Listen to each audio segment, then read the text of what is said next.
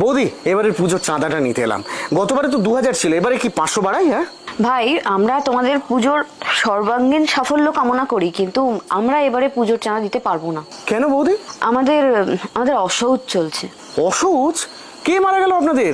একই পাড়ার মধ্যে থাকি, জানতে পারলাম না তো। আমার এক ছোট বোন মারা গেছে। তাই? ও মাই গড, কবে? আপনার নিজের বোন? 9th অগস্ট রাতে আরজি করে। সে শুধুমাত্র এখন আমার বোন না, সে এখন সবার বোন, সবার দিদি, সবার মেয়ে। আপনি ইয়ার কি করছেন বৌদি? অ্যামাউন্ট কমাতে হলে বলুন না, কমিয়ে দিচ্ছি, অসুবিধা নেই। আমি সিরিয়াসলি বলছি, এটা সামাজিক শোক, এটা রাষ্ট্রীয় শোক, বুঝো না কিন্তু। মানছি, কিন্তু এইটার জন্য দুর্গাপুজোর চাঁদা? আমাদের বাড়িতে কোনোদিন চাঁদা কমানোর দরকার পড়েছে বলেছি কোনোদিন? না তা না, তবে যতদিন না সুবিচার পাচ্ছি ততদিন এই অসহজ পর্ব চলবে।